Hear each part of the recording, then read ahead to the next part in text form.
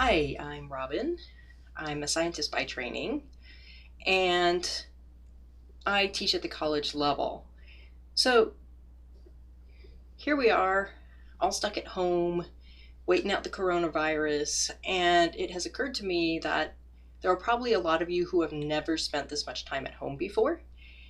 I am lucky in that I have spent a lot of time at home before, and I have learned a few things about how to deal with that. And so, what I'm planning to do here is to vlog during the period that I am home and put up a daily thing that helps you think about how to be more productive and how to enjoy your time at home. So, that's what I'm trying to do here. So, let's start off. When we're dealing with a crisis like coronavirus, especially, I think it is very easy to get caught up in social media and just spent a lot of time online. In fact, my first couple of days home, I did very little other than post to social media and read social media and, check the news over and over and over again. And obviously, you're going to get really fed up with that after a while. And my experience is that you start kicking yourself for not being more productive. So, what can you do? First of all, you need to set some good basic goals for what you want to accomplish during your time here at home. And these goals will probably evolve as time goes on. For me, those goals are number one, I would like to become a better online teacher. So we are lucky that we've got spring break here. But when we come back from spring break, I'm going to be starting to teach my classes online. So that's the first thing. I've done online teaching before. I didn't think I was very good at it, but I did learn a lot while I was doing it. So my goal here is to maximize the online learning experience for my students. So that's the first thing.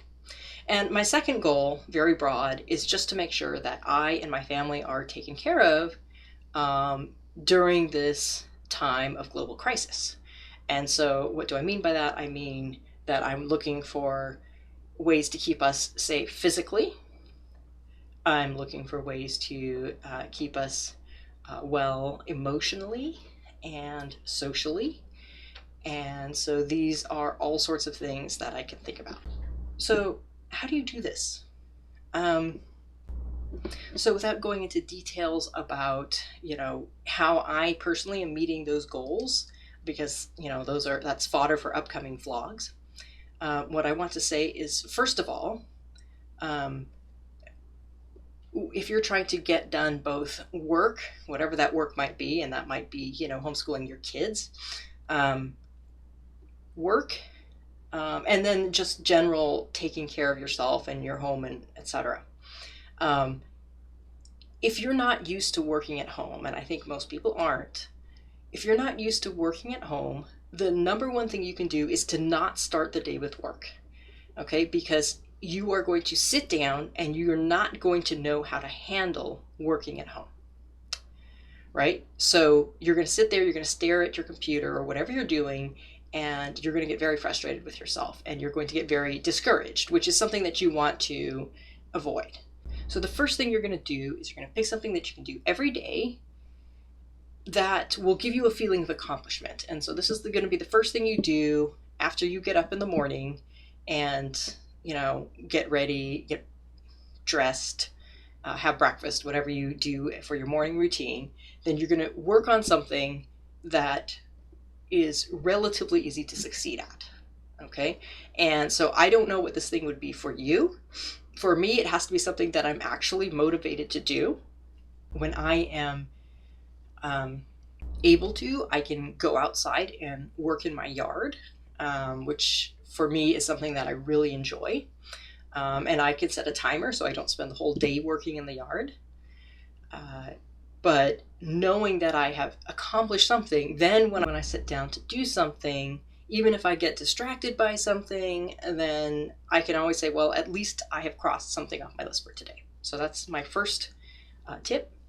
And the second tip is to somehow find a way to keep yourself off of social media. Now, in the olden days, I would literally shut off the Wi-Fi on my computer. I would disconnect from the net, but that got to be really hard because let's say when I'm putting together a PowerPoint for my online lecture, I frequently need access to visuals that I can download from the web. And so I would do that and then I would get distracted again. So my solution for that has been an app that's called Self Control app. And this particular one works only for Macs, but it is great. You can put in a list of places that you don't want to go while you're working. So for me, that's like Facebook and Twitter and YouTube, all those places that distract me.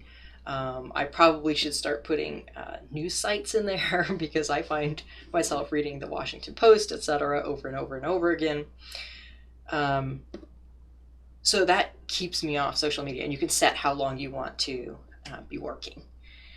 So for me, I find that it's nice to take a break. I'll look at the time and I'll see how long it is till lunch, and I'll put in that amount of time, and then I allow myself some time over my lunch break. So I give myself that time over my lunch break to just kind of unwind, let my mind go.